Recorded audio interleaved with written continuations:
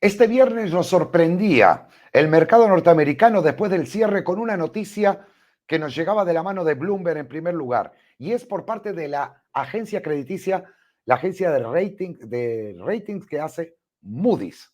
Moody's rebaja la deuda norteamericana y si bien saltaron todas las alarmas, tanto de la administración Biden como también por parte del Departamento del Tesoro de la mano de Yellen, diciendo que eso le parecía algo injusto, que estaban equivocados, etcétera, porque no era el mejor momento para una rebaja crediticia.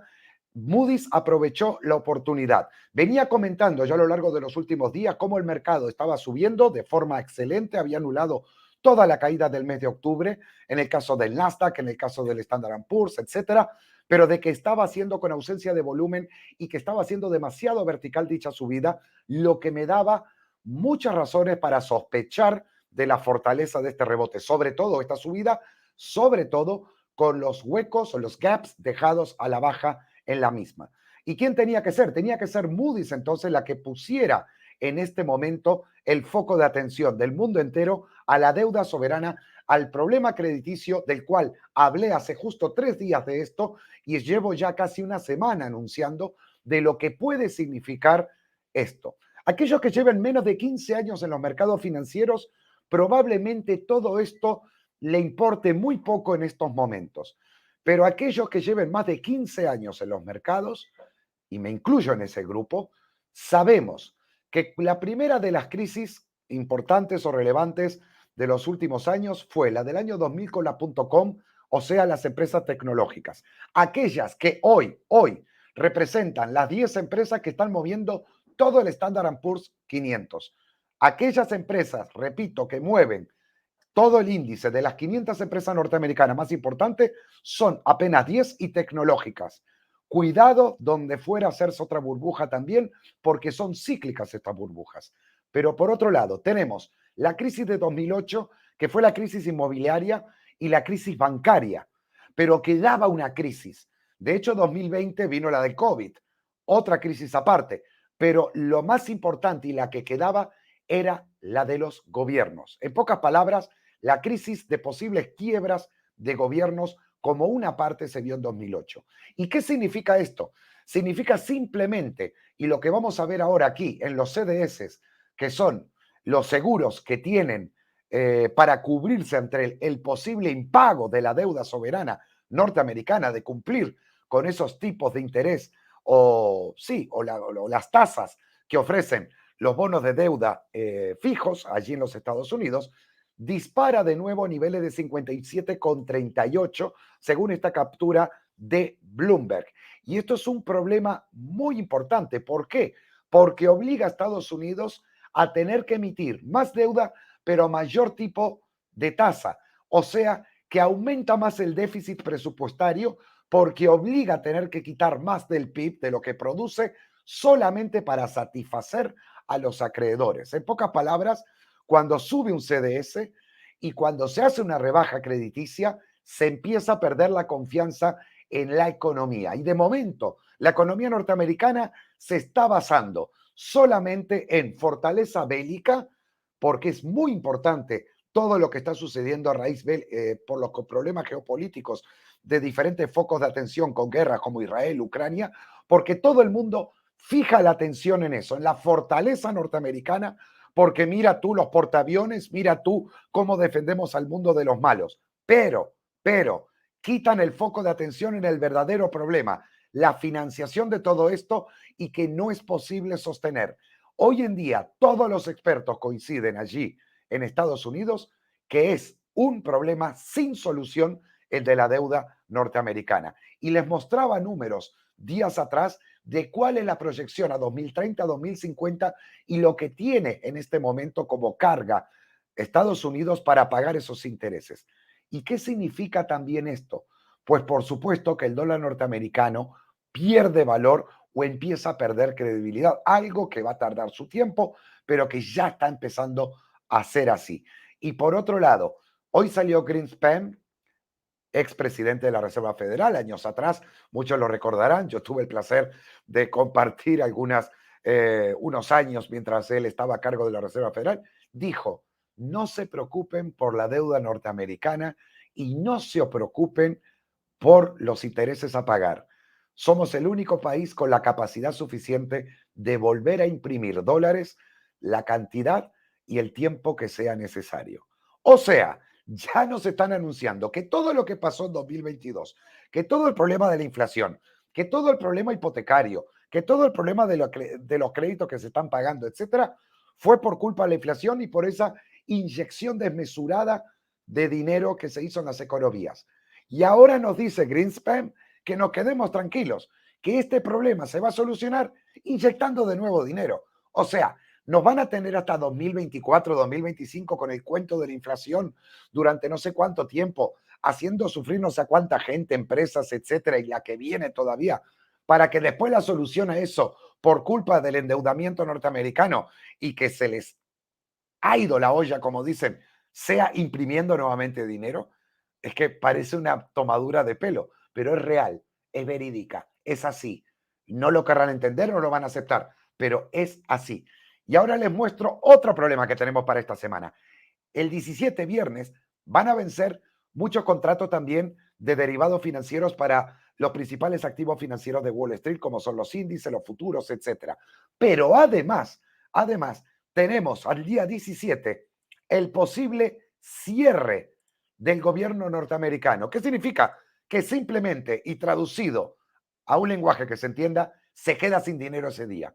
Si el día 17 no aumentan el techo de gasto nuevamente, Estados Unidos, su gobierno cierra, dejando, como ya pasó en el pasado, durante un tiempo pasó en la legislatura de Trump, que porque era Trump, sí, se lo dejaron un mes y medio así a ver cómo lo sacaba adelante, pero ahora como está Biden, probablemente no, sobre todo por la presencia demócrata que hay tanto en el Senado como en el Congreso allí también.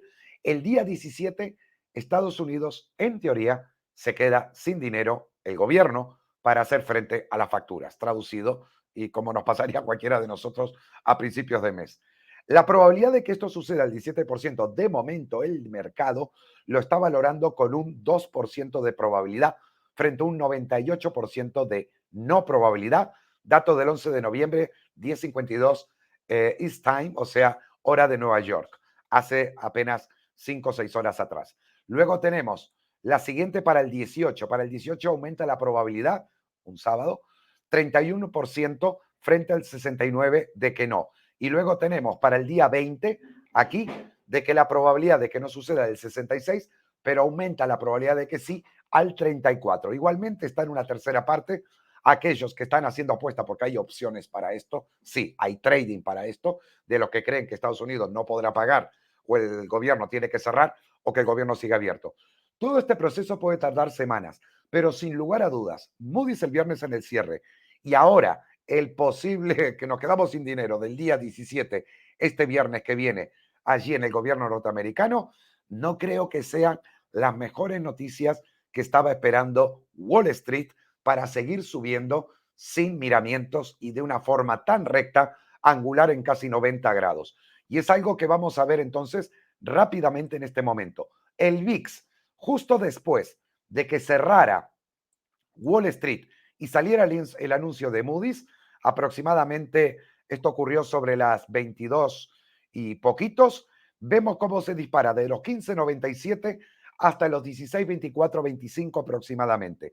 Recuerden que yo tengo una proyección para el VIX de cara a estos próximos días en torno nuevamente a niveles de 17.50 y 18 y hasta 18.20 aproximadamente.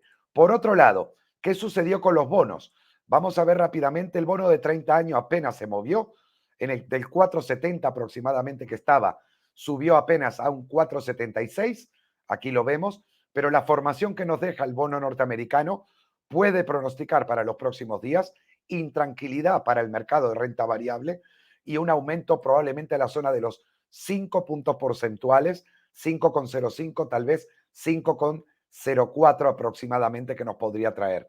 El de 10 años, igual. La formación que nos deja aquí es probablemente de subida para los próximos días en torno al 4,95 y tal vez los 5 puntos porcentuales para el bono de deuda o el bono de deuda pública, sí, a vencimiento 10 años.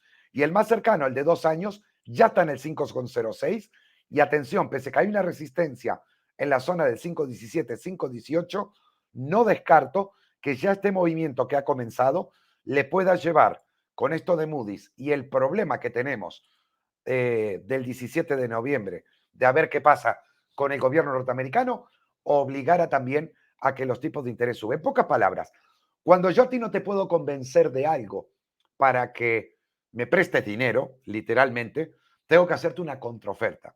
¿Qué pasa si te pongo en garantía este lapicero o este bolígrafo? Vale, no, no alcanza. Pues entonces te tengo que poner dos en garantía. Tampoco te sirve. Pues entonces te tengo que poner tres. Ahora sí te presto dinero si me das estas tres cosas en garantías. Así funciona la deuda.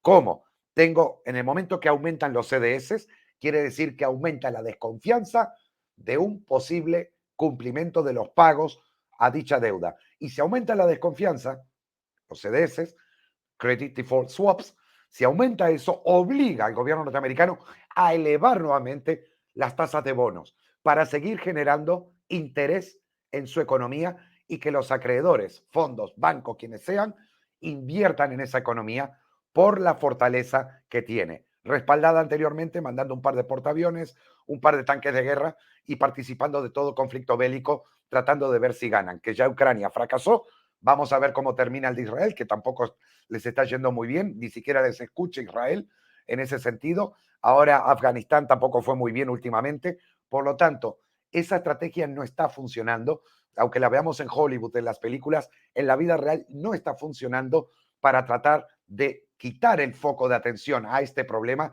y llevarlo al otro donde somos los big ones y somos los más grandes del mundo. No está tan fácil en este momento. De hecho, presidente de China en los próximos días estará en Washington reuniéndose con Biden. ¿Por qué? Porque Estados Unidos necesita a China ahora. Y una de las razones a la que va China es porque solicita a Estados Unidos colaboración militar que llevaba unos años bastante estancada entre China y Estados Unidos.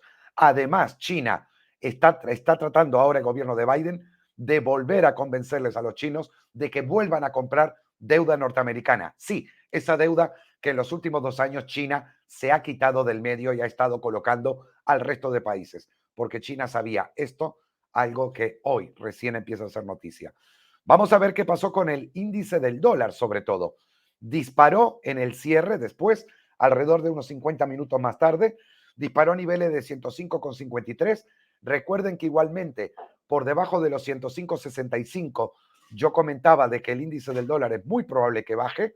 Luego tenemos el dólar, el euro dólar, que cerró justo en el after, alrededor de las 11 de la noche, en el 1,0684 aproximadamente, y que creo que sí pudiera recuperar fácilmente cuando abra y a lo largo del día lunes la zona del 1,07, 40, 50 y tal vez 60 para el euro dólar. Para la libra dólar, esta formación que nos acaba de dejar también, que ha dado bastante miedo a aquellos que llevaban libra, pero que ha logrado mantener, es muy probable que nos ponga nuevamente en niveles de 1,23. Cerró en el 1,2225, pero con un leve rebote aquí en 5 minutos, en los últimos minutos de la última hora, después del cierre de Wall Street, al alza.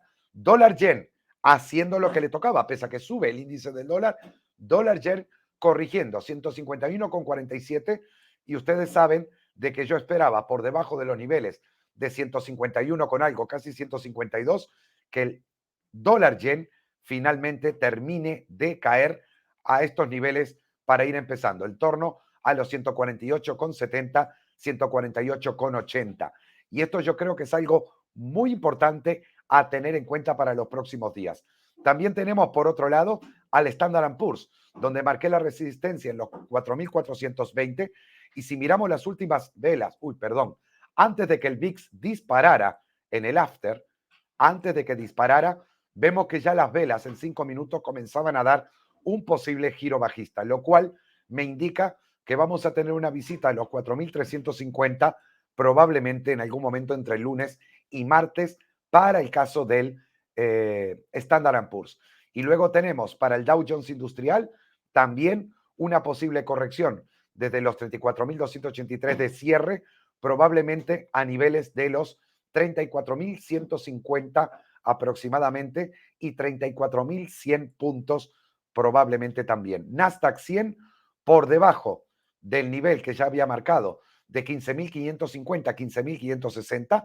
Volvemos a ver cómo la probabilidad de intentar acercarse a los 15.400 aumenta, y además de esa probabilidad de 15.500, 15.400 aumenta, existe la otra del cierre de este primer hueco en torno a los 15.200 aproximadamente. Así que, lo dicho, mucho para esta semana, no tan bueno para Wall Street, no tan bueno para el ambiente de los inversores, y vamos a ver, porque pese a que le hubiera enfadado a Biden, hubiera enfadado a Janet Yellen, presidenta del Tesoro de allí, de Estados Unidos, lo que hizo Moody's fue un acto de responsabilidad. Eso sí, Moody's aclaró que seguía creyendo que la economía estadounidense era de las más fuertes del mundo. El tiempo lo dirá y veremos si Greenspan tenía razón con que la única solución es la de siempre: volver a imprimir dinero, volver a inyectar con dinero la economía y que otra vez nos lleven a problemas de inflación y a los mismos problemas que hace 3 años se supone que es la razón de todo lo malo que está pasando en el mundo. La rueda gira sin parar. El problema que siempre para el mismo lado, como el hámster de Wall Street. Chao, hasta el próximo vídeo.